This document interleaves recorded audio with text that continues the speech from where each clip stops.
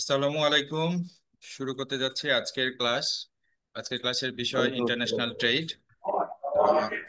তো আমরা আসলে বিষয়টা যেহেতু কঠিন, আমরা আসলে একটু বর্ণনা হ্যাঁ, দিয়ে শুরু করব। আমি এক্সেপ্ট মেরে এবং উঠছি। যাতে যাতে করে প্রথমে আপনারা বুঝতে পারেন যে ইন্টারন্যাশনাল ট্রেডটা কি। কারণ আমরা কোনো এবং ইয়ে দিব না, গ্যাপ দিব না, এখানে 3 সেট। এক্সেপ্ট মানে 4 সেট দিলে একটু চাপ হয়ে যাবে। ইন্টারন্যাশনাল ট্রেডটা কি সেটা আপনারা বুঝতে পারবেন। তো ইন্টারন্যাশনাল ট্রেডটা হলো যে এক দেশের সাথে আরেক দেশের যে বিজনেস, সেটাই হলো ইন্টারন্যাশনাল ট্রেড। আমরা স্বাভাবিকভাবে এলসি সম্পর্কে জানি বা শুনেছি। সেটা হলো এলসির মাধ্যমে পেমেন্ট হয়।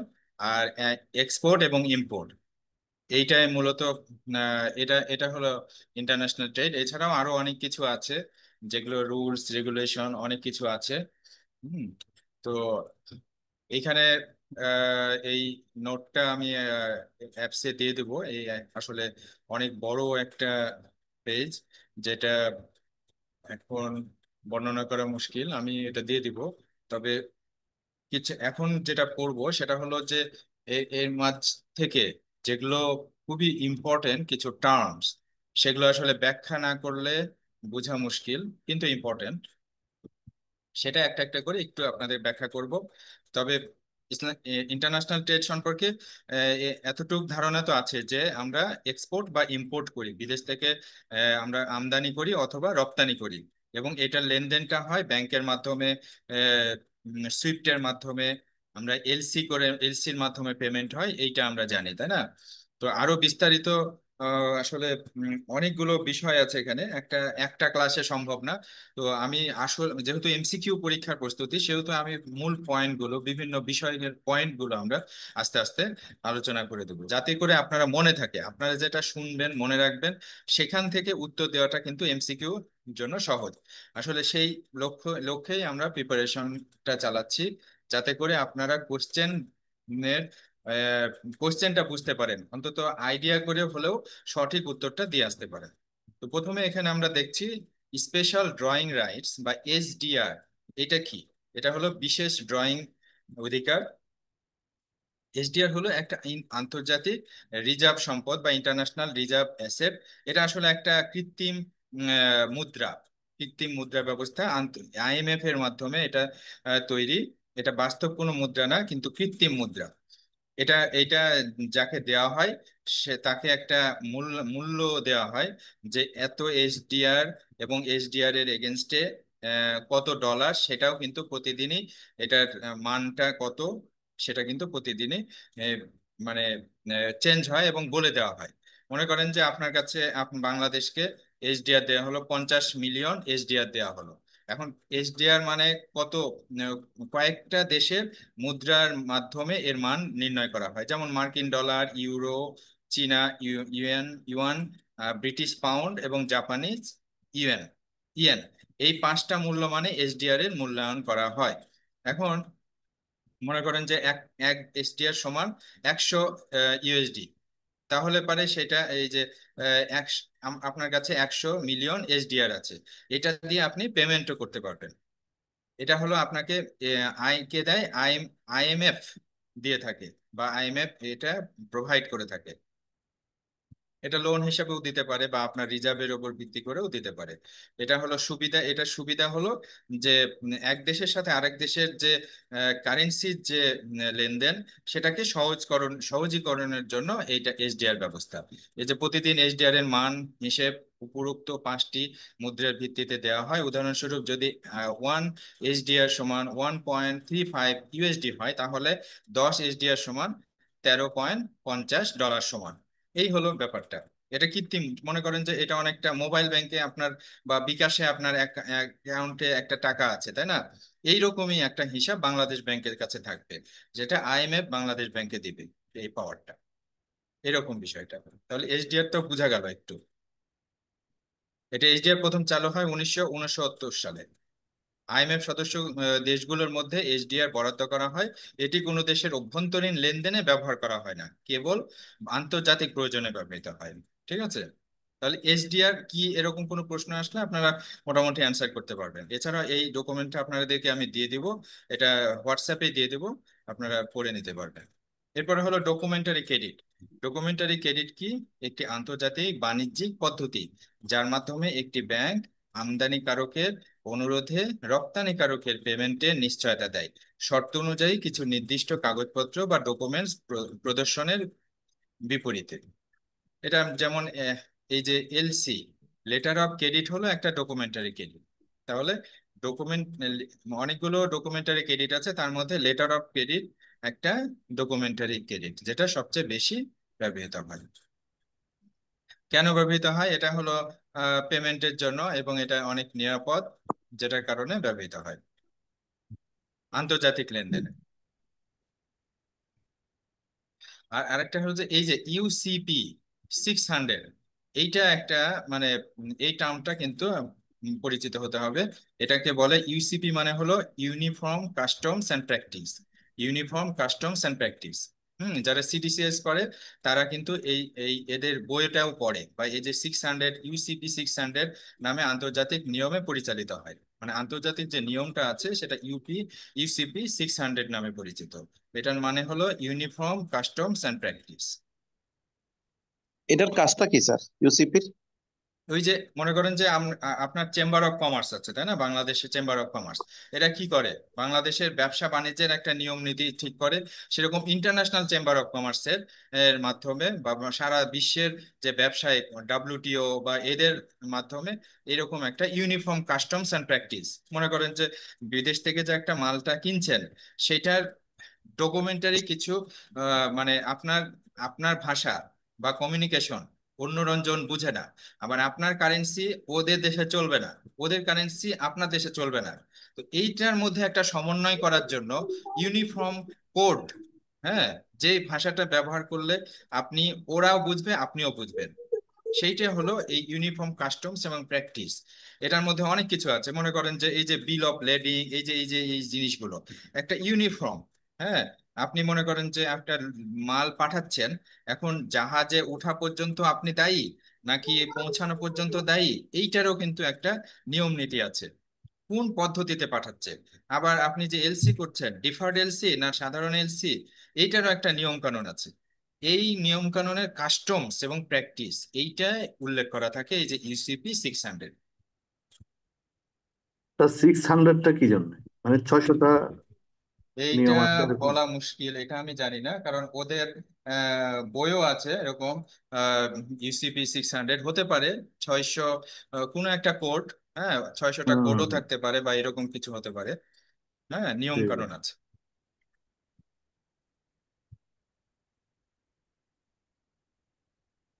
এই যে ধরুন বাংলাদেশের একজন আমদানিকারক চীনের একজন বিক্রেতা থেকে মেশিনারি আমদানি করতে চায়, তাহলে এই যে বাংলাদেশের আমদানিকারক রহিম ট্রেডার্স কি করবে? তার ব্যাংককে অনুরোধ করবে একটা এলসি করে দেওয়ার জন্য। এলসিটা কি? একটা ডকুমেন্টারি ক্রেডিট।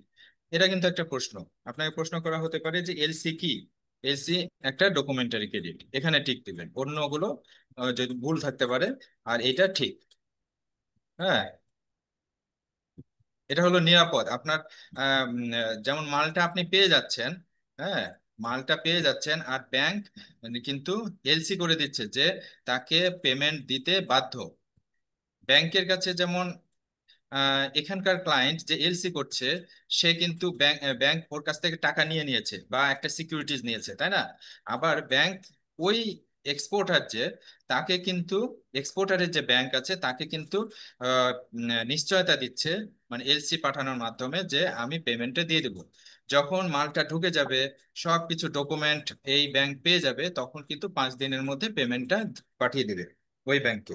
হ্যাঁ, বিল অফ এক্সচেঞ্জের মাধ্যমে, তখন ওই ওই এক্সপোর্টার কিন্তু টাকাটা পেয়ে যাবে।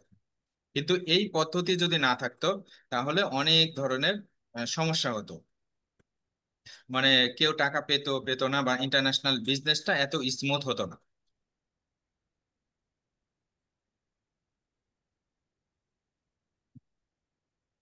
এই যে এলসি আবার দুই ধরনের, রিভোকেবল, ইরিভোকেবল এলসি। রিভোকেবল, ইরিভোকেবল, মানে যে এলসি মানে যে কোনো সময় বাতিলযোগ্য, সেটাকে রিভোকেবল বলে। আর ইরিভোকেবল হলো যেটা বাতিলযোগ্য নয়, পূর্ব অনুমতি ছাড়া বাতিলযোগ্য নয়। মানে আপনি এলসি করলেন, দেখা যাচ্ছে মাল পাঠানো হয়ে গেছে, এরপরে বলছে না আমার এলসি বাতিল, এরকম করা যাবে না। তার মানে যে মাল পাঠাবে সে ইরিভোকেবল এলসি পাওয়ার পরেই কিন্তু মাল পাঠাবে। হ্যাঁ, এলসি এই জন্য ওই যে আমি আমি যখন কানসার্টে ছিলাম তখন দেখেছি যে পোর্টে মাল ঢুকতো আগে এলসিটা পাওয়ার পর, এলসির কাগজটা বা কপিটা পাওয়ার পরে মালটা ঢোকাতো ওরা। এরপরে হলো রিয়েল এক্সচেঞ্জ রেট। এটা আমরা কিন্তু একটা একটা করে বিভিন্ন টার্ম, ইম্পর্টেন্ট টার্ম গুলো আলোচনা করছি। রিয়েল এক্সচেঞ্জ রেটটা কি?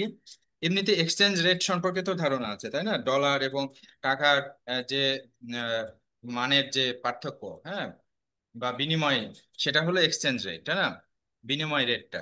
কিন্তু রিয়েল এক্সচেঞ্জ রেটটা কি? রিয়েল এক্সচেঞ্জ রেট হলো এমন একটা বিনিময় হার যা দেশের পণ্যের মূল্যের ভিত্তিতে মুদ্রার প্রকৃত মূল্য নির্ধারণ করে।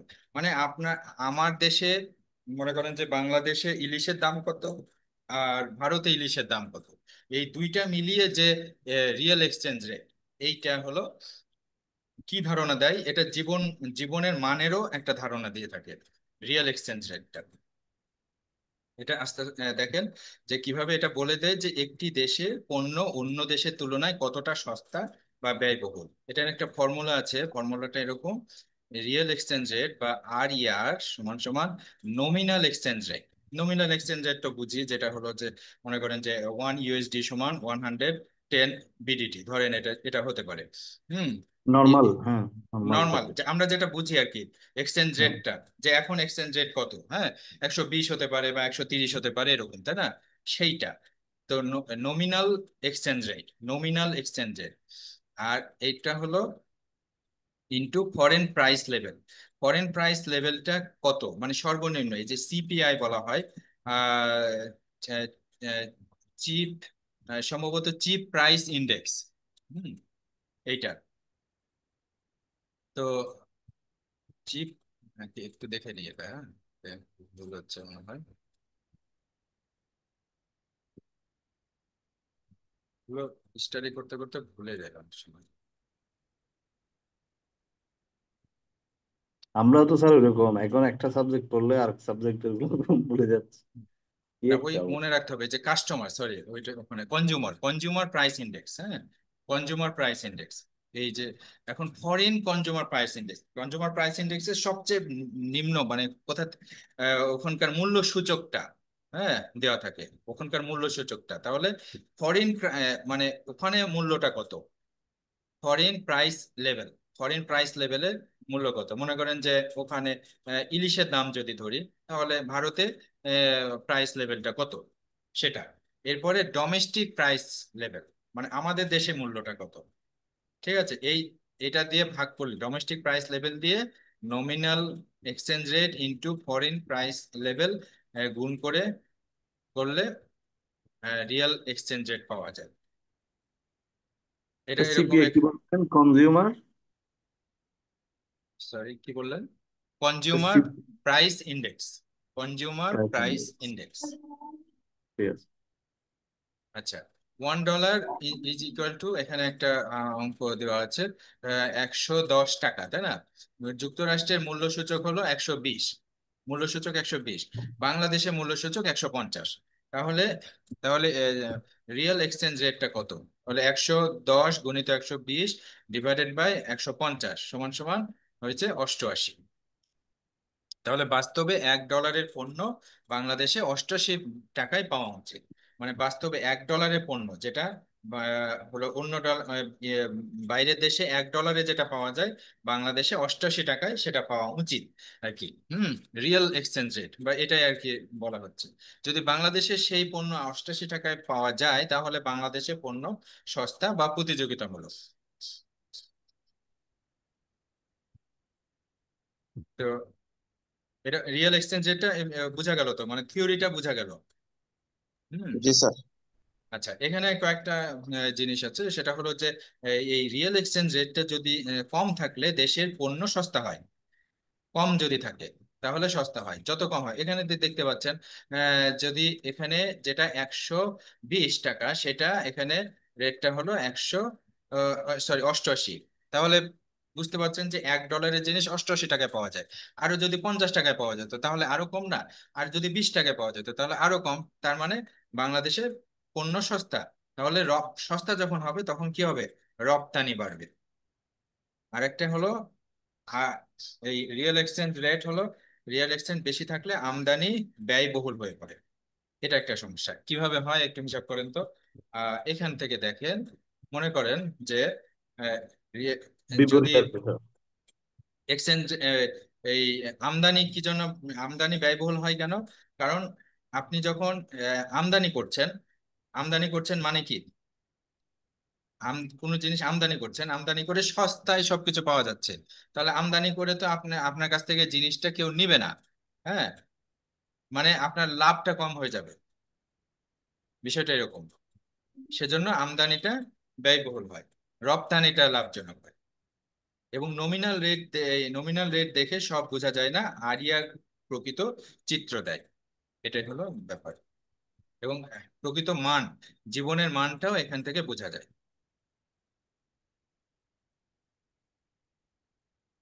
আচ্ছা, এখানে একটা প্রশ্ন আছে, যখন কোনো দেশের মুদ্রা বিনিময় হার কমে যায় তখন কি হয়?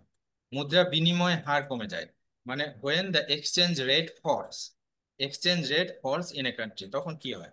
দেখেন, এক্সচেঞ্জ রেট ফলস মানে হলো দেশের মুদ্রার মান বিদেশি মুদ্রার তুলনায় কমে যাওয়া।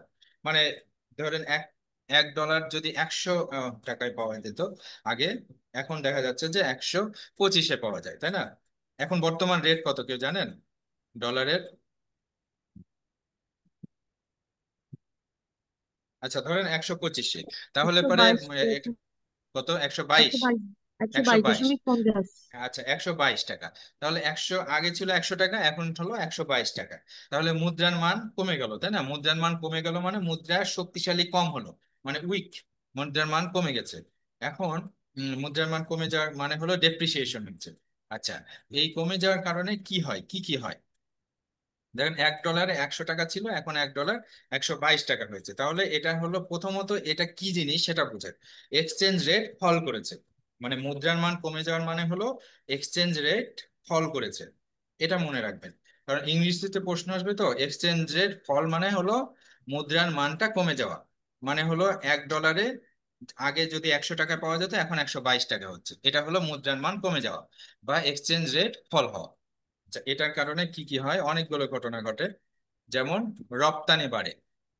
রপ্তানি বাড়ে, রপ্তানি বাড়ে কেন?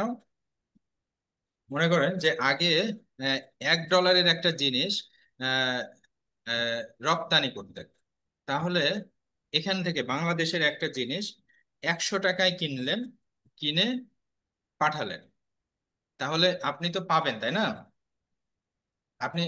আপনি টাকা ডলার পেলেন, ডলার পেয়ে আপনি যে জিনিসটা পাঠালেন সেটার বিনিময়ে একটা ডলার পেলেন। ডলার পেলেন কত? 100 টাকা।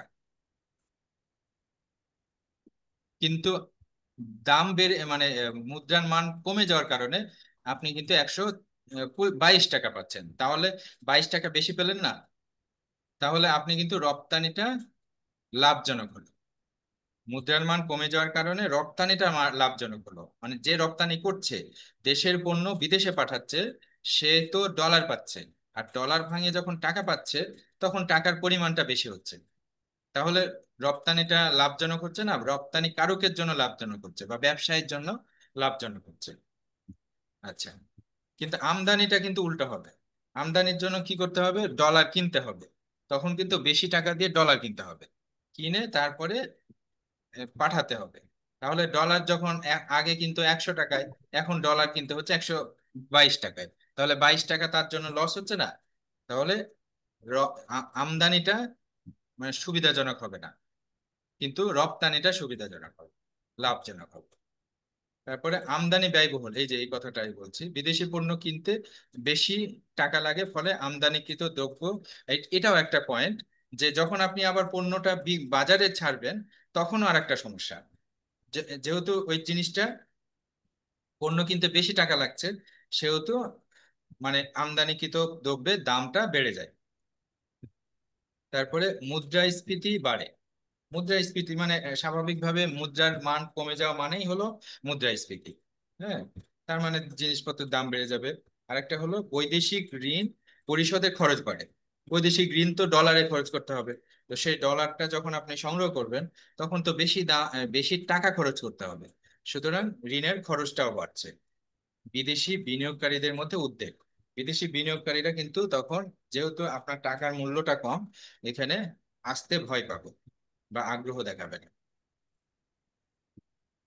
তাহলে কি হলো, রপ্তানি বাড়ে, আমদানি ব্যয়বহুল হয়, মুদ্রাস্ফীতি বাড়ে, বৈদেশিক ঋণ পরিশোধ কঠিন হয়, বিনিয়োগ অনিশ্চয়তা তৈরি হয়, মানে বিদেশি বিনিয়োগ। কোনটার প্রশ্নের উত্তর? প্রশ্নটা হলো যখন স্যার এটা কোনো এক্সচেঞ্জ রেট কমে গেলে, এক্সচেঞ্জ রেট কমে গেলে, হ্যাঁ, exchange when the exchange rate falls, ঠিক আছে। ফল করলে, হ্যাঁ। হ্যাঁ,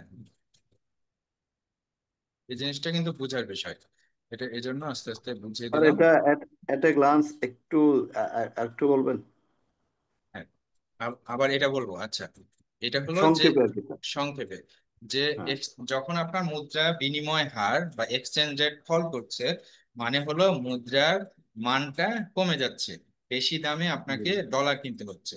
এই ডলার যখন বেশি দামে কিনতে হবে, সেটার মানেই হলো এক্সচেঞ্জ রেট ফল করেছে। মানে একটু উল্টাটা, এক্সচেঞ্জ ফল, যে কোনো জিনিস ফল মানে কি, কমে যাওয়া না? কিন্তু কমে এখানে যাওয়া, হ্যাঁ। এখানে কিন্তু ফল করা মানে এ, টাকার পরিমাণটা বাড়া আর ডলারের পরিমাণটা কমা।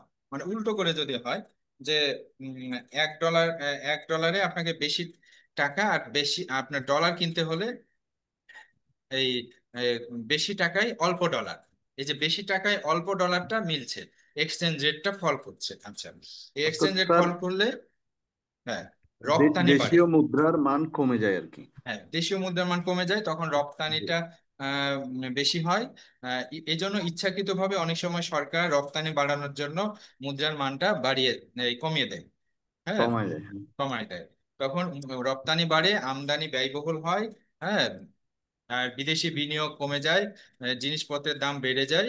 এই হলো সমস্যা, মুদ্রাস্ফীতি হয়। এরপরে হলো, যখন আপনি এলসি করেন তখন প্রথমে প্রোফর্মা ইনভয়েস বা ইনডেন্ট দেওয়া হয়। এখন প্রোফর্মা ইনভয়েসটা অনেকটা আপনার এই প্রথমে যখন এমনি দোকান থেকে আপনার কোটেশন দেয় না, কোটেশনের মত তাকে কোটেশন, সাথে, হ্যাঁ হ্যাঁ। কোটেশনের সাথে তুলনা করা যায়। প্রোফর্মা ইনভয়েসটা অনেকটা কোটেশনের মতো। এটা কিন্তু আইনি কোনো দলিল না, এটা একটা ব্যাপার। প্রফর্মা ইনভয়েসটা আইনি দলিল হবে যখন যখন এটা বা একটা চুক্তির মধ্যে পড়ে যাবে, যখন ডেলিভারি হয়ে যাবে তখন, মানে কমার্শিয়াল ইনভয়েস হয়ে যাবে।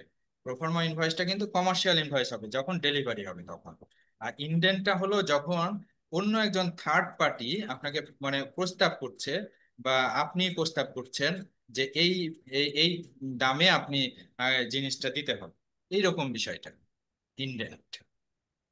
তো প্রথমে প্রোফর্মা ইনভয়েসটা একটু দেখি কি। প্রোফর্মা ইনভয়েস হলো রপ্তানিকারক, এক্সপোর্টার মানে যে মাল পাঠাচ্ছে বিদেশ থেকে, সে কর্তৃক আমদানিকারক বা ইম্পোর্টারকে পাঠানো একটা প্রাথমিক পণ্যের বিবরণ ও মূল্য তালিকা, যেখানে পণ্যের নাম, পরিমাণ, মূল্য, শর্ত, শিপমেন্ট ইত্যাদি লেখা থাকে। ঠিক আছে, এটা প্রাথমিক, মানে আপনার সম্পর্কটা শুরু হলো যে এই দাম, এই নাম, এই পরিমাণ, এই শিপমেন্টে এত টাকা, এইভাবে সম্পূর্ণ উল্লেখ থাকবে, বিস্তারিত, এবং কোড নাম্বারও থাকবে, এভাবে করে দেওয়া হয়। স্যার ইন্ডেন্টটা কি ভিন্ন কিছু প্রফরমার? আমরা তো স্যার পড়েছিলাম ইন্ডেন্টটা সেম। ইন্ডেন্টটা কি বলেন তো? অর্থাৎ প্রফরমা ইনভয়েস অথবা ইন্ডেন্ট সেম জিনিস আর কি, ওইভাবে পড়েছে। প্রোফর্মা ইনভয়েস আর ইন্ডেন্ট সেম, হ্যাঁ হ্যাঁ। সেমের মতোই, সেম ঠিক সেম না, একটু আলাদা, মানে আরেকজন দেয়। এটা দিচ্ছে কে? আহ, এটা আমদানি রপ্তানিকারক। রপ্তানিকারক দিচ্ছে, হ্যাঁ, এক্সপোর্টার। জি। এক্সপোর্টার। আর এই ইন্ডেন্টটা হলো স্থানীয় আমদানিকারকের পক্ষ থেকে বিদেশি বিক্রেতাকে পণ্য কেনার জন্য লিখিত প্রস্তাব, যা সাধারণত একজন ইন্ডেন্টার বা ব্যবসায়িক প্রতিনিধি প্রস্তুত করেন। মানে একজন দক্ষ, মানে আপনি হয়তো ওই যে জিনিসটা কিনবেন সেই জিনিসটা সম্পর্কে ভালো মতো জানেন না, তখন আরেকজনের সাহায্য নিচ্ছেন, এইরকম বিষয়টা। এটা এমন একটা চুক্তি মানে প্রাথমিক রূপ যেটা পণ্য আমদানির বিস্তারিত চাহিদা উল্লেখ করে, এটা হলো চাহিদা। আর ওটা হলো যে আমি এটা তো চাহিদা না। এক ফরমাইশ পত্রের মতো স্যার। সরি, আবার বলেন। ফরমাইশ পত্র যেটা আমরা স্যার ইয়াতে পড়ছিলাম না, ফরমাইশ পত্র। হ্যাঁ হ্যাঁ হ্যাঁ হ্যাঁ, যে একটা হলো প্রস্তাব, ইন্ডেন্টটা হলো প্রস্তাব, আর ওটা হলো পণ্যের বিবরণ, যেটা হলো পাঠানো হবে, বা এটাও প্রস্তাব, পাঠানোর প্রস্তাব। হ্যাঁ, আর এটা হলো এদিক থেকে আসছে, যে মানে এটা অন্য পাঠানো। একজন, আরেকজন মানে আমদানিকারকের পক্ষ থেকে আসছে, এই আর কি। হুম। ইন্ডেন্ট হওয়ার পরে দেখা যায় প্রোফর্মা ইনভয়েসও দিতে পারে। তো এখানেও ওই আমদানিকৃত পণ্যের বিবরণ থাকে, চাহিদাকৃত পরিমাণ থাকে, দামের সীমা থাকে, গুণগত মান ও শর্ত থাকে, প্রেরণের সময়, পরিবহন ও বীমার ধরন থাকে। এটা হয়তো ওরা অ্যাকসেপ্ট করে নিলেই হয়তো ওইটা প্রোফর্মা ইনভয়েসের মতোই কাজ করে। এই যে পার্থক্যটা দেখেন, কে দেয়? প্রোফর্মা ইনভয়েস দেয় রপ্তানিকারক, ইন্ডেন্ট দেয় কি আমদানিকারক বা ইন্ডেন্টার, আরেকজন। হুম। তারপরে উদ্দেশ্য, প্রাথমিক মূল্য প্রস্তাব, আর পণ্য কেনার লিখিত চাহিদা। একটা হলো প্রস্তাব, আর একটা হলো চাহিদা। ঠিক আছে, মানে বিক্রি করার প্রস্তাব, প্রফর্মা ইনভয়েস হলো বিক্রি করার প্রস্তাব, আর এটা কেনার প্রস্তাব, যে এরকম জিনিস আমি কিনবো। আইনি বাধ্যবাধকতা, সাধারণত বাধ্যতামূলক নয়, চুক্তির ভিত্তি হতে পারে। হ্যাঁ, এটা যদি অ্যাকসেপ্ট করে, এটা হলো প্রস্তাব যেহেতু, মানে চাহিদা যেহেতু, সেটা যদি অ্যাকসেপ্ট করে তাহলে পারে চুক্তি হয়ে গেল। ব্যবহারের সময়, এলসি খোলার প্রয়োজনে আর রপ্তানিকারকের সঙ্গে দর কষাকষির পূর্বে, মানে দর কষাকষির পূর্বে ওর হলো চাহিদা দিল, তারপরে কিন্তু লাস্টে ওইটা অ্যাকসেপ্ট করতে পারে, অথবা হয়তো প্রোফর্মা ইনভয়েস পরে আবার দিল ওইটার উপর ভিত্তি করে, এই আর কি বিষয়টা। মানে এটা লেনদেন। এটা ক্লিয়ার হলো তো? জি স্যার। জি। আচ্ছা, এরপরে হলো বিল পারচেস এবং ডিসকাউন্ট। এটা হলো মনে করেন যে আপনার এলসি তেও করলো, তাই না?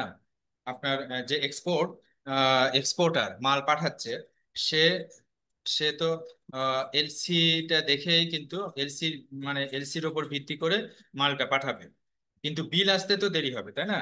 সেই বিলটা, সে বিলটা আসতে যেহেতু দেরি হচ্ছে, ওই সময় কোনো একটা ব্যাংক ওই বিলটা পারচেস করে তাকে টাকা দিতে পারে। এটা হলো এই যে বিল সংজ্ঞাটা দেখেন, বিল পারচেস হলো এমন একটি ব্যাংকিং সুবিধা যেখানে ব্যাংক রপ্তানিকারক, মানে রপ্তানিকারক, এক্সপোর্টার বা সেলার কাছ থেকে একটা বৈধ দলিল বা বিল অফ এক্সচেঞ্জ কিনে নেয় এবং পণ্যের মূল্য আগাম প্রদান করে। সাধারণত তখনই পণ্য বিদেশে পাঠানো হয়েছে, যখন বিদেশে পাঠানো হয়েছে কিন্তু টাকা এখন আসেনি। বিল অফ এক্সচেঞ্জের, সরি, এলসির টাকাটা কবে যাবে? যখন মালটা ঢুকবে, যে দেশে পাঠাচ্ছে সে দেশে ঢুকবে কাস্টমস এর মাধ্যমে, তারপরে সকল ডকুমেন্ট ওই ব্যাংক, যে এলসি করছে যে ব্যাংক, সেই ব্যাংক এর কাছে ডকুমেন্ট গুলো আসবে, তখন বিল অফ এক্সচেঞ্জ পাঠাবে, তাই না? বিল অফ এক্সচেঞ্জটা পাঠাবে। তো তার আগেই বিল অফ এক্সচেঞ্জটা, মানে বিল অফ এক্সচেঞ্জের পেমেন্টটা দিবে আর কি, পেমেন্টটা পাঠাবে। কিন্তু পেমেন্টটা আসার আগেই বিল অফ এক্সচেঞ্জ একটা ব্যাংক কিনে নিয়ে টাকাটা ওই এক্সপোর্টার বা সেলার বা রপ্তানিকারককে টাকাটা দিয়ে দিল। এটাই হলো বিল পারচেস। হয়তো এটার জন্য কোনো কমিশন নাই। এটা হলো রপ্তানি লেনদেন সাইট বা ইউসেন্স বিলের বিপরীতে। এটা কি? রহিম, এই যে উদাহরণটা দেখেন, রহিম ট্রেডার্স মালামাল রপ্তানি করেছে এবং একটি বিল অফ এক্সচেঞ্জ তৈরি করেছে যার মেয়াদ 60 দিন। ব্যাংক এই বিলটি পারচেজ করে তাকে সাথে সাথে 80% মূল্য পরিশোধ করে দেয়। এই 60 দিন কেন হয়? হয়তো বিল ওই মাল পাঠাতে 60 দিনের একটা শর্ত আছে বা চুক্তি আছে, যে 60 দিনের মধ্যে মালটা পৌঁছে যাবে, তারপরে বিলটা আসবে। ঠিক আছে, এর মধ্যে ওর যে লিকুইডিটি ক্রাইসিস দেখা দিচ্ছে, মানে ও তো মালটা তৈরি করছে বা প্রোডাকশন করছে, এই প্রোডাকশনের মধ্যেই কিন্তু ওর টাকা লিকুইডিটিটা ঢুকে যাচ্ছে, কিন্তু তার লিকুইডিটি আবার লিকুইডিটি ক্রাইসিসে পড়ছে, এই লিকুইডিটি ক্রাইসিসের জন্য আবার ব্যাংকে শরণাপন্ন হচ্ছে, এবং ব্যাংক ওই বিল অফ এক্সচেঞ্জ পারচেস করে তাকে আবার টাকা পরিশোধ করছে। এটা বুঝতে পারলেন? আর এটা বিনিময় বিল না? বিল অফ এক্সচেঞ্জ, হ্যাঁ হ্যাঁ, এক্সচেঞ্জ ওই যে বিনিময় বিল, বাংলাতে যেটা আমরা বিনিময়, ফেভার ইনস্ট্রুমেন্ট আর কি স্যার। Payable instrument. হ্যাঁ, ঠিক আছে। আচ্ছা, এটা ক্লিয়ার হলো না? মোটামুটি ক্লিয়ার তো? জিনিসটা কি স্যার সেটা বুঝে না। ইউসেন্স বিলটা কি? সাইট এবং ইউসেন্স এইটা বিল আমিও এখানে দেখছি, ইউসেন্স ওইটারই সাথেই জড়িত, এটা আমাকে দেখতে হবে। দেখি, অনেকগুলো ইম্পর্টেন্ট আছে। টার্ম আছে তো এটা, হ্যাঁ, পড়েছি কিন্তু এখন আর মনে পড়ছে না।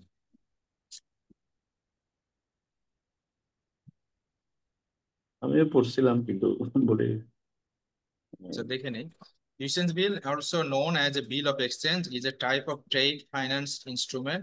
Trade finance instrument where the buyer is granted a specific period to pay the seller after goods have been shipped or received. আচ্ছা, এটা হলো যে ওই যে গুডসটা জাহাজে ওঠা বা রিসিভ হওয়ার পর সেলারকে পে করবে, এবং specific granted specific period, buyer একটা স্পেসিফিক পিরিয়ড গ্রান্ট করে, আহ, যে স্পেসিফিক পিরিয়ডের পরে টাকাটা দিবে।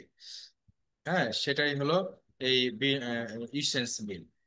The period called the usance period or tenor or allows the buyer time to sell the goods before making payment. It's a common practice in international trade, providing flexibility in payment terms. এটা হলো এটা ইউসেন্স sir বিল। ইয়াতে একটা দেওয়া এলসির থাকে sir, এলসির একটা, ক্লজটা sir, যে এটা এলসিতে ক্লজটা দেওয়া থাকে স্যার, হুম, পেমেন্ট ক্লজ আর কি স্যার এটা। পেমেন্ট ক্লজ, হ্যাঁ হ্যাঁ, ইয়েস, পেমেন্ট ক্লজ, যে কত দিনের মধ্যে ক্লজ মানে পেমেন্টটা হবে। হ্যাঁ, ওটা ডকুমেন্টস পাওয়ার পর পরই যে পেমেন্ট হ্যাঁ, করতে হবে, এই ক্লজটা স্যার, এটা এই ধরনের একটা ক্লজ স্যার জি জি জি। তো ওখানে ইউসেন্স বিল হতে পারে। আর একটা জিনিস হলো কি, মানে এক এক ধরনের অ্যাট সাইড প্রোডাক্টের, স্যার এটা। পেমেন্ট কিন্তু এক এক ভাবে হয়। কারণ হলো কিছু প্রোডাকশন তৈরি, দেখা যাচ্ছে এলসি করার পরে প্রোডাকশন শুরু হতে পারে, এরকম আর কি, বিভিন্ন রকম বিষয় আছে। তো তার কারণে এলসির অনেক প্রকারভেদ আছে, বিশাল বিশাল বই আছে, এগুলো অনেক বড় ধরনের বিষয়। তা আমরা জাস্ট একটু হালকা ধরনের নলেজ নিচ্ছি যাতে করে আমরা উত্তরটা দিতে পারি। হ্যাঁ, বিল ডিসকাউন্টিং। বিল ডিসকাউন্টিংটা হলো এই যে ডিসকাউন্ট শব্দের সাথে বুঝতে পারছেন যে একটু দামটা কম হবে। কেমন? বিল ডিসকাউন্টিং হলো এমন একটি প্রক্রিয়া যেখানে কোনো গ্রাহক তার ক্রেতার কাছে প্রাপ্য বিলটি ব্যাংকের কাছে ছাড় বা ডিসকাউন্ট দিয়ে আগেই টাকা দেয়। এই বিলটি মেয়াদ থাকে ভবিষ্যতে পরিশোধযোগ্য। হ্যাঁ, এইখানে হলো ভবিষ্যতে পরিশোধযোগ্য, মানে একটা নির্দিষ্ট সময় এই ইউসেন্স বিলটা একটু ডিসকাউন্ট বা ছাড়ে টাকা নেয় বা টাকা দেয়। ঠিক আছে, এখানে ব্যাংক মূল মূল অর্থের চেয়ে কিছু কম দেয় বা কেটে রাখে। এটাই হলো বিল ডিসকাউন্টিং। তাহলে বিল পারচেজ এবং বিল ডিসকাউন্টের মধ্যে পার্থক্যটা দেখেন।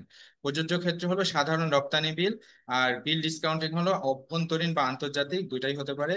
মেয়াদ, সাইট বা স্বল্প মেয়াদি, বিল পারচেজ হলো স্বল্প মেয়াদি, মানে 5 দিন পরে টাকা পাবে, যেমন 5 দিন ডকুমেন্ট আসার 5 দিনের মধ্যে কিন্তু পেমেন্ট দিতে হয়। সেটা স্বল্প মেয়াদি হওয়ার কারণে হয়তো ওই ডিসকাউন্টিংটা করে না, হ্যাঁ, অন্য কোনো চার্জ গুলো নিয়ে হয়তো দিয়ে দেয়।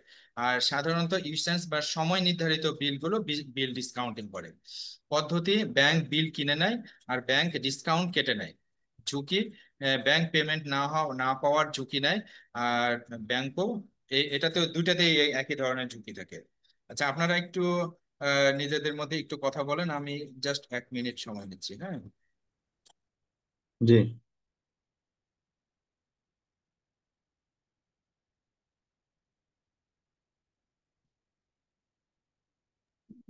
আনোয়ার ভাই, আসসালামু আলাইকুম। জি ভাইয়া। কি অবস্থা ভাইয়া? ভাই, নাম লেখাপড়া সব আছি তো ভাই, করে ফেলতেছেন ভাই। আলহামদুলিল্লাহ। কি যে বলেন না রে ভাই। না, এগুলা গতকালকের আগের দিনের 60 মার্কের পরীক্ষা আপনি কত পাইছেন যে?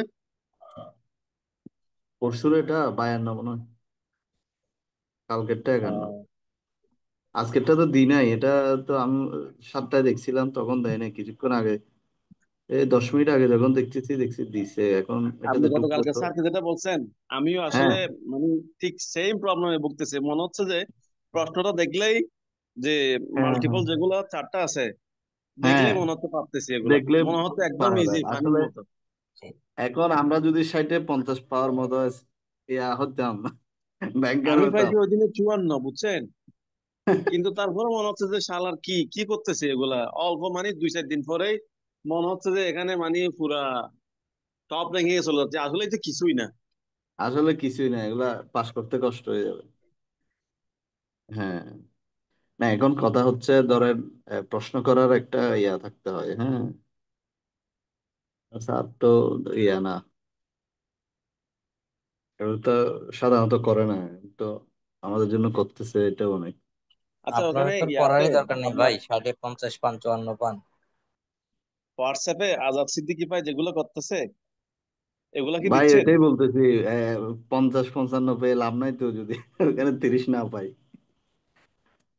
না, এত ইজি আসবে না আসলে পরীক্ষায়। হ্যাঁ হ্যাঁ, না ওইটাই বললাম, এটা হচ্ছে মানে কিছু আপনার রেগুলারিটির বিষয় আছে, হ্যাঁ। যেমন আমাদের ট্রেনিং ভাই ইনস্টিটিউট বা শনিবারের কনফারেন্সে কি বলছে? হুম, শনিবারের কনফারেন্সে আমরা যতটুকু শুনেছি, আমি তো কুমিল্লা ব্রাঞ্চে, ওখানে বলছে পরীক্ষাটা নিচ্ছে বাংলাদেশ ব্যাংক, যদি মার্জার করে তাহলে হয়তো বাংলাদেশ ব্যাংক একটা পরীক্ষা নিতে পারে, এটার প্রস্তুতি হিসাবে নিচ্ছে আর কি। হুম। আর এমনিও তাহলে যদি ভাই, একবার খারাপ করে আরেকবার নিবে, 2বার 3বার পর্যন্ত নিবে, এই আর কি, ততদিন এই ম্যানেজমেন্ট থাকলে আর কি। এটা কি ভিতরের খবর আমার ভাই? তাই তার মানে বাংলাদেশ ব্যাংক আবার পরীক্ষা নিবে? সম্ভাবনা আছে যদি মার্চ হয় আর কি।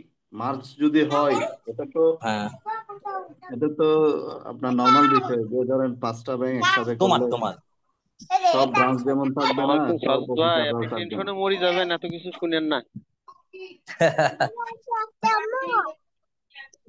এটা আমাদের ব্যাংকের হবে না, সব ব্যাংকেরই হবে?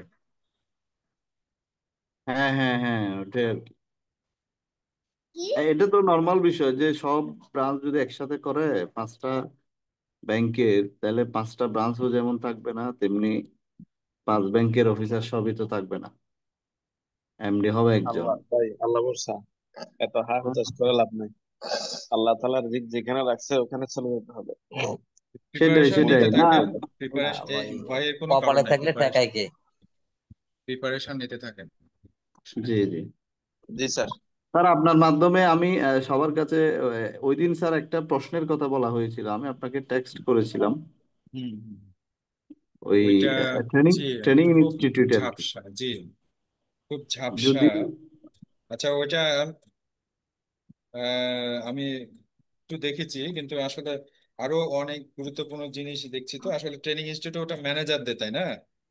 ম্যানেজারদের, তার বিষয় ম্যানেজার। আমি আজকে আরেকটা খবর পেলাম, আমাদের প্রশ্ন নাকি ট্রেনিং ইনস্টিটিউটই করছে। হ্যাঁ, ট্রেনিং ইনস্টিটিউট করবে, এটা স্বাভাবিক। প্রথমে তো স্যার অনেক ভয় পাইছিলাম আইবিএ, আর আইবিএ বিআইবিএম। আইবিএ করবে, করবে ঢাকা না। বিআইবিএম বা ঢাকা বিশ্ববিদ্যালয়ের আইবিএ যে এটা ডিপার্টমেন্ট তো করবে। আইবিএ করার মানে হলো ওখানে যে পরীক্ষা হবে বা বাইরে পরীক্ষা হবে বা লিখিত হ্যাঁ হ্যাঁ, হবে। লিখিত আর এটা হবে। তো আপনার হলো যে আমাদের যে আইসিটি আছে, আইসিটির মাধ্যমে পরীক্ষাটা হচ্ছে, সে কাছে পরীক্ষাটা বাইরে হচ্ছে দেওয়ার তো প্রশ্ন আসে না। বাইরে দেওয়ার খরচের ব্যাপার আছে, অনেক অনেক খরচ। খরচ হয়ে যাবে, আসসালামু হ্যাঁ। আলাইকুম স্যার। ওয়ালাইকুম আসসালাম। এটা স্যার 100% শিওর যে স্যার কোয়েশ্চেন ট্রেনিং ইনস্টিটিউটে করছে। এই জন্য স্যার আমাদের রিসেন্টলি যেটা ফাউন্ডেশন ট্রেনিং কোর্স হয়েছে, ওই বইটা স্যার ভালো করে একটু দেখতে বলছে স্যার। ফাউন্ডেশন ট্রেনিং কোর্স, হ্যাঁ আচ্ছা। স্যার, রিসেন্ট ওটা বই ফাউন্ডেশন বই ট্রেনিং বই কোর্স, দিয়েছে, বই আপু, বই বই তো আকারে স্যার দিয়েছে। প্রত্যেক বছর হ্যাঁ স্যার আপু প্রোভাইড করে। ফাউন্ডেশন কোর্স তো শুধু আপনি করছেন, যারা করে নাই তারা বই পাবে না না কোথায়? না, আমার আচ্ছা, না, আমার বইটা, না ভাইয়া, আমার কাছে আমি কালেক্ট করে নিছি। আমি ভাইয়া 17 সালে জয়েনিং, আমি বুড়ো হয়ে গেছি। আমরা তো বইটা তার তাহলে আগে, আপনাদের সবাই, কাছে যদি না, আমার বইটা 13 কাছে থাকে সালে তাহলে ভাইয়া জয়েন। ক্লিয়ার পিডিএফ কপি কপিটা। আছে, সব আমাদের সফট কপি আমরা আছে। তো তা আপু আমরা তো কপিগুলো দিয়ে দিন একটু শীট কাইন্ডলি। পেয়েছি, আচ্ছা শীট। ভাইয়া। শীট গুলা কোথায় চলে গেছে কোনো না ভাই, এটা একটা ঠিকানা নাই। বুক আকারে দিছে, তো আমি কালকে একটু উল্টাই দেখলাম, আমি একজন থেকে কালেক্ট করছি, ভাইয়ারা যেহেতু তারপর বইটা সেভ করে পাচ্ছি না। আমাদের জন্য পাঠিয়ে দেবেন আর কি। আপু কোথায় হ্যাঁ পাবো বলেন। এটা? এটা আমি দিয়ে দিব ভাইয়া, আপনারা একটু আমাকে কষ্ট করে একটু নক দিয়ে আমি আপনাদেরকে পুরো ট্রেনিং কোর্সের বইটা দিয়ে দিব আর কি। আচ্ছা তাহলে ওই আচ্ছা। পিডিএফ এটা টা কি দিয়ে দিলে ম্যাম? ওখান থেকে জাস্ট একটু চোখ বুলাই নিয়েন। পিডিএফটা গ্রুপে ম্যাম দিলে এটা কি ভালো হয় ওই না? যে গ্রুপে গ্রুপে দিয়ে দিন ম্যাডাম। গ্রুপে, হ্যাঁ গ্রুপে দিতে পারবো, সমস্যা নেই, গ্রুপে দিয়ে হ্যাঁ দিব। হ্যাঁ, গ্রুপেই দিন। সবাই পড়তে পারলো, সুবিধা হলো, হ্যাঁ সমস্যা নেই, ম্যাডাম, ঠিক আছে ভাইয়া। গ্রুপে দিলে সবার জন্য থ্যাংক ইউ। উপকার হয়। থ্যাংক ইউ আপু, আচ্ছা থ্যাংক ইউ। আচ্ছা না, ভাইয়া, আমি অবশ্যই এখনই দিতে দিয়ে দিব। হবে। ব্যাপারটা ওকে শুনেন, ভাইয়া। সবাই শুনেন। যেটা হলো যে আপনার সার্কুলারটা খেয়াল করেন। সার্কুলার কিন্তু কি লেখা আছে, প্রথম শব্দটা যেটা হলো যে মানে আপনার দৈনন্দিন যে কাজকর্ম সেটা, ব্যাংকিং বিষয়ে এবং প্রায়োগিক ব্যাংক, জ্ঞান। কি যেন শব্দটা কে মনে আছে কার? প্রায়োগিক স্যার। প্রায়োগিক। তো প্রায়োগিক জিনিসটাই হলো যে, প্রায়োগিক জিনিসটাই হলো এখানে বুঝতে হবে, হ্যাঁ। নোমান কি আছেন জি। এখানে নাকি? তো প্রায়োগিক প্রায়োগিক এবং এটা বুঝতে হবে। হ্যাঁ, প্রায়োগিকটা আমাদের যা যা দরকার সেটা হলো প্রায়োগিক, এবং ওখানে আহ, ওখানে ওখানে হলো আরেকটা শব্দ আছে না, প্রায়োগিক আর কি, থিওরিটিক্যাল মনে হয় এই শব্দটা ছিল।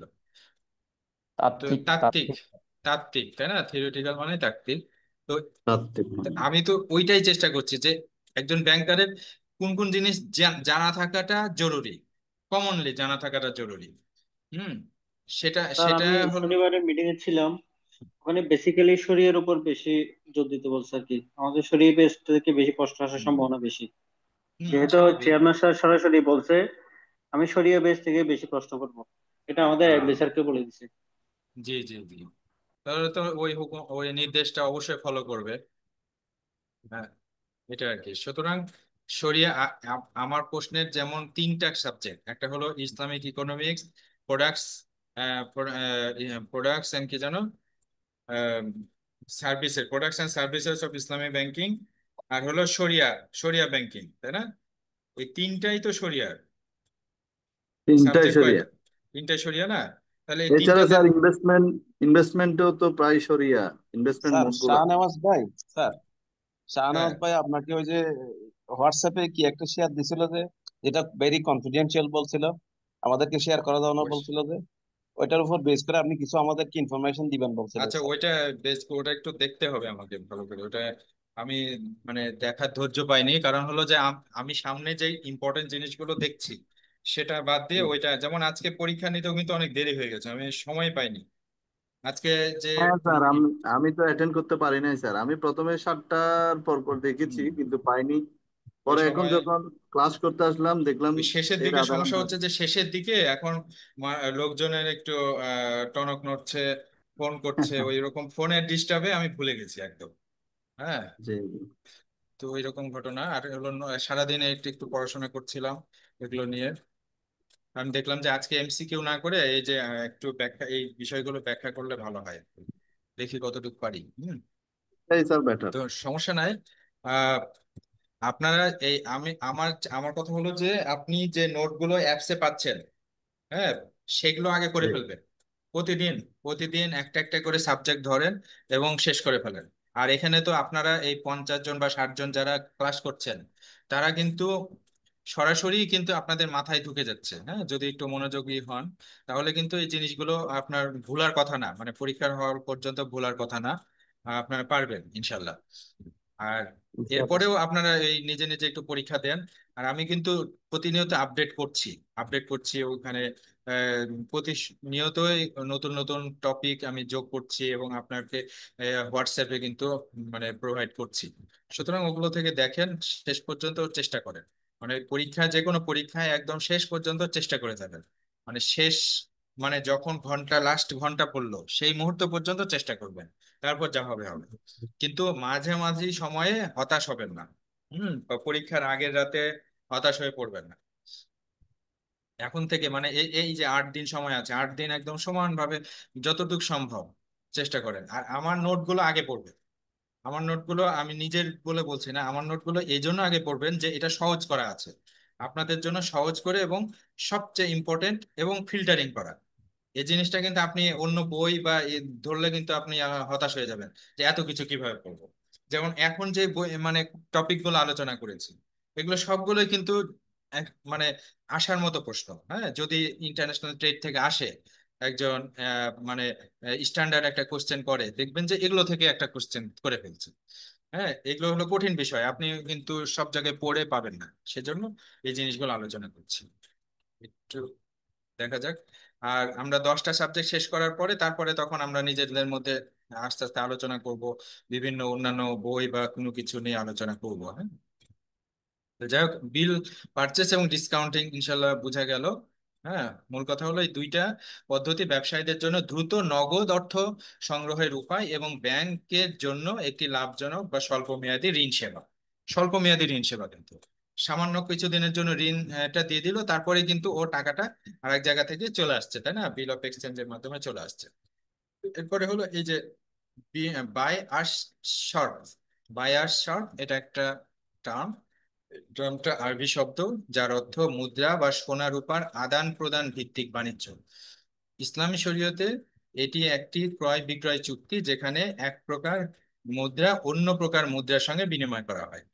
বাই আর শর্ট এক ধরনের শরিয়া সম্মত বিক্রয় চুক্তি, যেখানে এক ধরনের বা ভিন্ন ধরনের মূল্যমান সম্পন্ন বস্তু, টাকা বা সোনা, রূপা তাৎক্ষণিকভাবে হ্যান্ড টু হ্যান্ড একে অপরের সঙ্গে বিনিময় করা হয়। এখানে হস্তগত হতে হবে সাথে সাথে, এবং সমপরিমাণ হতে হবে। সমপরিমাণ বলতে বিনিময়ের যে ধরন, সেটার সাথে সমপরিমাণ হতে হবে। তাৎক্ষণিক লেনদেন হতে হবে, স্পট ট্রানজেকশন। উদাহরণ কেমন? একজন ব্যক্তি ব্যাংকে গিয়ে 1,100 টাকা দিয়ে $10 তাৎক্ষণিকভাবে কিনলো। এইটাই হলো বাই আর সেল, কিছুই না। আহ, আপনি এই কাজটা তো করলেনই, কিন্তু এইটার একটা টার্ম হলো বাই আর সেল। উভয় পক্ষ তখনই টাকা ও ডলার একে অপরের কাছে হস্তান্তর করলো, এটাই বাই আর সেল। কিন্তু যদি $100 কিনলো, বললো যে আগামীকাল টাকা দিবে, তাহলে কিন্তু হবে না, ডিফার্ড হবে না। যেহেতু টাকার লেনদেন, এটা ডিফার্ড হবে না, সাথে সাথেই হতে হবে। বায়ার শার্পের ব্যবহার কি? Foreign exchange dealing. ইসলামী ব্যাংকে বিদেশি মুদ্রা আদান প্রদানে বায়ার শার্প প্রয়োগ করা হয়। টাকা থেকে ডলার বা ইউরো কিনে নেওয়া হয় শরীয়ত সম্মত স্পট ট্রানজাকশনের মাধ্যমে। গোল্ড এক্সচেঞ্জ সোনা ও রূপার লেনদেনের যা শরীয়তের নিয়ম প্রয়োগ করে। এরপরে হলো অফশোর ব্যাংকিং। অফশোর ব্যাংকিংটা কি? অফশোর ব্যাংকিং বলতে বোঝায় এমন একটি ব্যাংকিং ব্যবস্থা যেখানে একটি ব্যাংক তার দেশের বাইরে বা অফশোর বা বিদেশি ব্যক্তি বা প্রতিষ্ঠান বা নন রেসিডেন্টদের জন্য ব্যাংকিং সেবা প্রদান করে।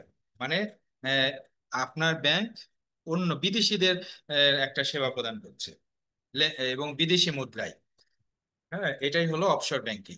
এটি মূলত বিদেশি মুদ্রায় লেনদেনের জন্য চালু করা হয়।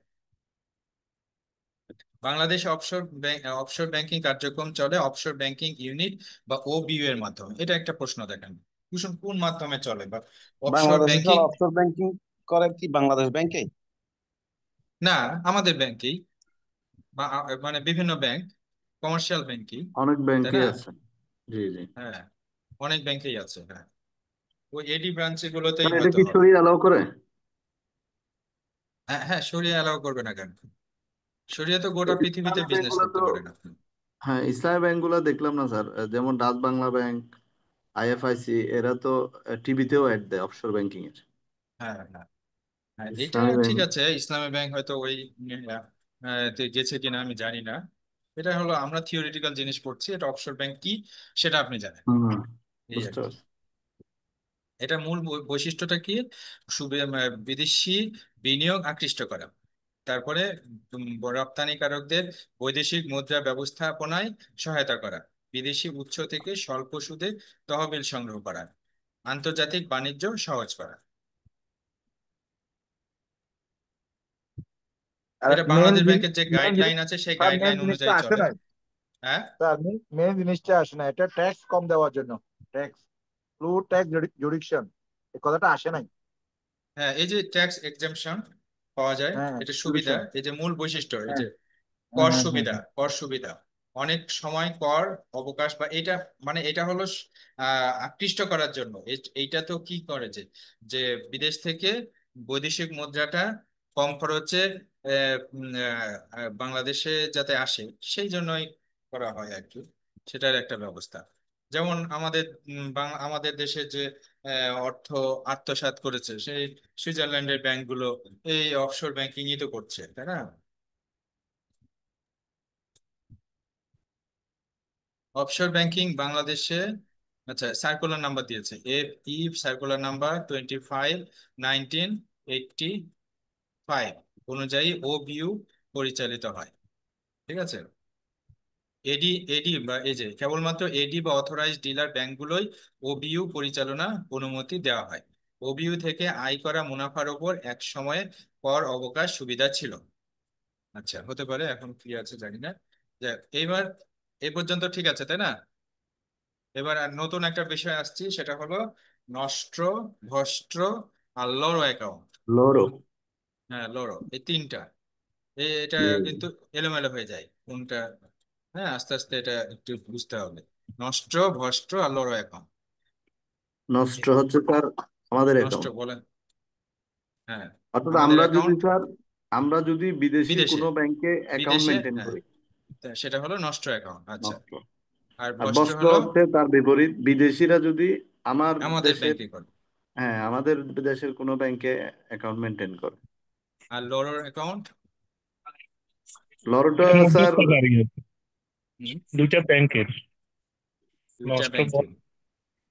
মনে করেন যে একটা ব্যাংক আর একটা ব্যাংকের সম্পর্কে, হ্যাঁ অ্যাকাউন্ট স্যার, সম্পর্কে ইনফরমেশন লরো দিচ্ছে। মানে হচ্ছে স্যার তাদের, স্যার একটা মধ্যস্থতাকারী ব্যাংক দুইটা ব্যাংকের মধ্যে সম্পর্ক স্থাপন করে দেওয়া স্যার। সম্পর্ক স্থাপন নষ্ট, করে। হ্যাঁ স্যার, হুম। নষ্ট আমাদের, ভস্ত্র হচ্ছে যে অন্যদের, আর লরো তাদের। এটা স্যার শর্টকাট হিসাব আর কি স্যার। হ্যাঁ হ্যাঁ হ্যাঁ, এটাই।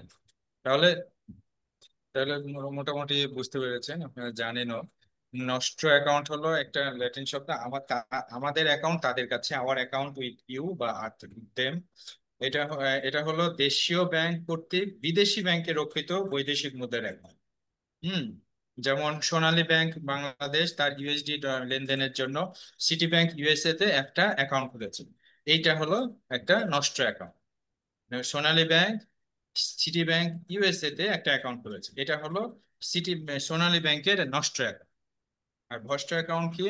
তাদের অ্যাকাউন্ট আমাদের কাছে, এটি হলো বিদেশি ব্যাংক কর্তৃক আমাদের দেশে রক্ষিত বৈদেশিক মুদ্রার অ্যাকাউন্ট। তাহলে সিটি ব্যাংক ইউএসএ সোনালী ব্যাংকের কাছে একটি ইউএসডি অ্যাকাউন্ট খুলেছে, যাতে তারা টাকা রাখতে বা ট্রান্সফার করতে পারে। সোনালী ব্যাংকের কাছে এটি হচ্ছে সিটি ব্যাংকের ভ্রষ্ট অ্যাকাউন্ট, সোনালী ব্যাংকের কাছে সিটি ব্যাংকের ভ্রষ্ট অ্যাকাউন্ট। ঠিক আছে। আর লরো অ্যাকাউন্টটা কি? তাদের অ্যাকাউন্ট তৃতীয় পক্ষের কাছে। এটি এমন একটা অ্যাকাউন্ট যেখানে একটি ব্যাংক দুই ব্যাংকের মধ্যকার অ্যাকাউন্ট সম্পর্কে তৃতীয় ব্যাংক হিসাবে তথ্য রাখে। যেমন জনতা ব্যাংক দেখতে চায় যে সোনালী ব্যাংকে সিটি ব্যাংক ইউএসএ এর সঙ্গে থাকা অ্যাকাউন্টে কত ব্যালেন্স আছে। মানে এরকম জনতা ব্যাংকের জন্য এটি একটি লরো অ্যাকাউন্ট, মানে তাদের অ্যাকাউন্ট তাদের কাছে, মানে মানে এর অ্যাকাউন্ট, না সরি, বি এর অ্যাকাউন্ট কার কাছে? এ এ বি সি এর মধ্যে বলেন তো সম্পর্কটা। এ বির অ্যাকাউন্ট সির কাছে। এ বি এর অ্যাকাউন্ট সির কাছে, মানে দুইজনের অ্যাকাউন্টই সির কাছে আছে। এই হলো। তাহলে এটা মোটামুটি তো। এইবার আরেকটা ইম্পর্টেন্ট টার্ম হলো ইনকো টার্ম, ইন্টারন্যাশনাল কমার্শিয়াল টার্ম। এটা হলো যেমন আপনি যে মালটা কিনছেন বা মানে সেল করছেন, বা এক্সপোর্ট করছেন বা ইম্পোর্ট করছেন, এটা তো শিপিং এর মাধ্যমে আসছে, তাই না? তো এই যে শিপিং গ্যারেন্টি, মালটা কোথায় পর্যন্ত আপনার সেলারের দায়িত্বে থাকবে, কোথায় পর্যন্ত যে সেলারের দায়িত্ব শেষ, বায়ারের দায়িত্বে চলে আসবে, এই জিনিসটা এই ইনকোটার্মের বিভিন্ন কোড আছে, সেই কোডটা নির্দেশ করে। ইনকোটার্ম তৈরি করে international chamber of commerce ICC, সর্বশেষ সংস্করণ এই যে ইনকোটার্ম 2020। এটার আমদানি রপ্তানির সময় কে কোন খরচ দেবে, কে ঝুঁকি বহন করবে, পণ্য কখন ও কোথায় হস্তান্তরিত হবে, এইসব প্রশ্নের উত্তর দেয় হলো ইনকোটার্মস। এখানে কয়েকটা ইনকোটার্ম দেওয়া আছে। EXW, এটা হলো এক্স ওয়ার্কস। হ্যাঁ, এটা কয়েকটা মনে রাখার চেষ্টা করেন। হ্যাঁ, এক্স ওয়ার্কস নিজের কারখানায় ক্রেতা সব দায়িত্ব নেয়, এক্স ওয়ার্ক। তারপরে FOB, ফ্রি অন বোর্ড, মানে পণ্য জাহাজে ওঠার পর্যন্ত, ওঠার সময় উঠিয়ে দিলেই শেষ, বিক্রেতা পোর্ট পর্যন্ত দায়িত্ব নেয় নাকি? পোর্ট পর্যন্ত দায়িত্ব নেয়। ঠিক আছে, বিক্রেতা মানে জাহাজে উঠিয়ে দিলেই শেষ। তারপরে CFR, কস্ট অ্যান্ড ফ্রেট, গন্তব্য গন্তব্য পোর্টে মানে যে পোর্টে মনে করেন যে বাংলাদেশে আসছে, তাহলে চট্টগ্রামে পৌঁছানোর পর্যন্ত দায়িত্ব নিচ্ছে, তাহলে CFR। তারপরে CIF, cost insurance and trade, গন্তব্য পোর্টে বিক্রেতার বীমা করে দেয় এবং পরিবহন খরচ বহন করে। তারপরে ডেলিভার্ড অ্যাট প্লেস, ক্রেতার গুদাম পর্যন্ত চলে যাবে। তাহলে এইরকম আর কি। সাধারণত FOB সম্ভবত বেশি ব্যবহার হয়। হ্যাঁ, এস জি স্যার, এটাই খুব ইম্পর্টেন্ট স্যার, হ্যাপফুল। এটাই হলো ব্যাপার। তাহলে ইনকোটার্মটা বুঝতে পারলেন? ইনকোটার্ম সবাই জানতেন? ইনকোটার্ম শব্দটার সাথে পরিচিত ছিলেন সবাই? না স্যার। আচ্ছা, ইনকোটার্ম এটা ইন্টারন্যাশনাল ট্রেড, তো এই জন্য অনেকগুলো টার্ম আছে যেগুলো আসলে আমরা তো ব্যাংকে বসে একদম বিশেষ করে যেখানে এলসি হয় না তারা তো জানতে পারারই কথা না। আজকে তো ইন্টারন্যাশনাল ট্রেড আপনি যে স্যার ব্রিফ করতেছেন, এটা আপনার ওই যে মাল্টিপল চয়েস প্রতিদিন যেটা করি এটা চাইতে বেস্ট হচ্ছে স্যার এটা। আচ্ছা, না আমার কাছে মনে হলো যে ওই এমসিকিউ এ গেলে বুঝতেই পারবেন না। তা আমরা একটু না, এটা একটু তবুও জটিল প্রক্রিয়া তো স্যার ইন্টারন্যাশনাল হ্যাঁ ট্রেডটা। হ্যাঁ এটা হ্যাঁ ভালো হয়েছে স্যার। সেটাই।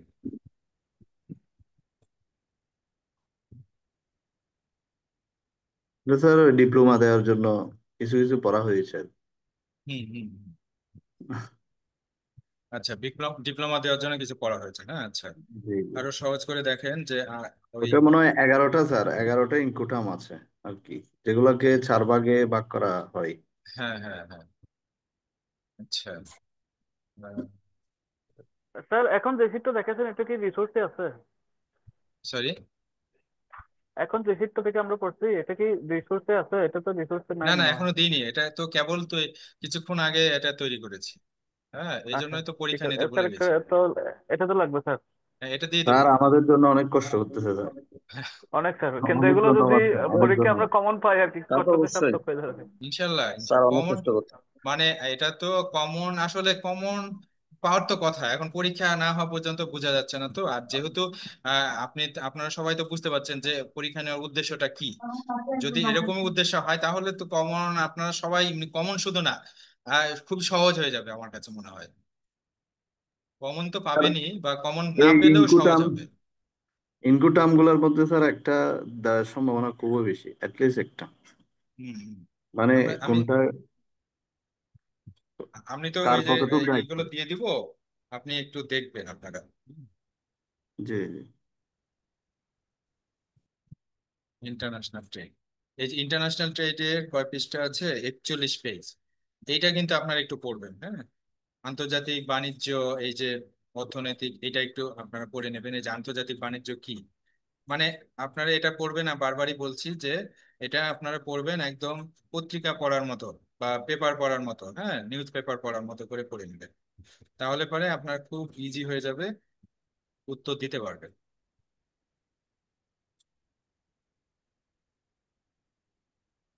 আর তাহলে কয়টা নোট করবেন আমি দিয়ে দিব সবই। 3টা জিনিস বললাম, এটা কিন্তু এই যে যেটা পড়ালাম সেটা আমি কিছুক্ষণের মধ্যেই গ্রুপে দিয়ে দিচ্ছি, ওটা পড়বেন। আর অ্যাপসে পাবেন হলো এই প্রশ্ন উত্তরটা, এটা পড়বেন। এই 2টা পড়ে ফেলবেন। পড়ার পরে আপনারা প্র্যাকটিস টেস্টে চলে যাবেন। প্র্যাকটিস টেস্ট করে সেলফ অ্যাসেসমেন্ট করে ফেলবেন, তাহলে দেখবেন যে একদম ইন্টারন্যাশনাল ট্রেড নিয়ে আর কোনো সমস্যা থাকবে না। হ্যাঁ, তো আজকে আর বেশিক্ষণ ক্লাস নিতে যাচ্ছি না। আপনাদের কোনো প্রশ্ন আছে কি? আজকে সংখ্যা কত? 40 জন। সবাই অংশগ্রহণ করছে না কেন?